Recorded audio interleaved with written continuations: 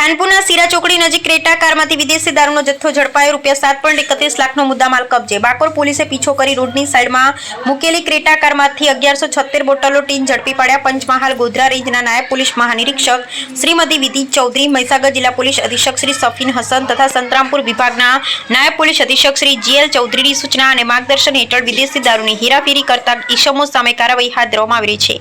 આ અંતર્ગત બાકોર પોલીસ સ્ટેશનના પોલીસ ઇન્સ્પેક્ટર શ્રી જીવી પટેલની સૂચના મુજબ ખાનપુરથી લીમડિયા તરફ જતા રોડ પર રાત્રિના સમયે પ્રોહિબિશન વોચ રાખવામાં આવી હતી. દરમિયાન સર્વેલન્સ ટીમના આપોકો ભાવેશકુમાર રામાભાઈ અને આપોકો જીગરકુમાર હીરાભાઈને બાતમી મળી હતી. સફેદ રંગની Creta car number GJ17CA0812 Rajasthan તરફથી ભારતીય બનાવટનો વિદેશી દારૂનો જથ્થો ભરી ખાનપુર ચોકડી લઈ થઈ લીમડિયા ચોકડી તરફ લઈ જવામાં આવી રહ્યો છે.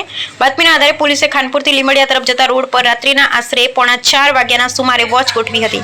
બાતમીવાળી ક્રેટા કાર આવતા પોલીસે તેને રોકવાનો ઇશારો કર્યો હતો, જોકે કાર ચાલકે ગાડી પૂર ઝડપે હંકારી નાસવાનો પ્રયાસ કર્યો હતો.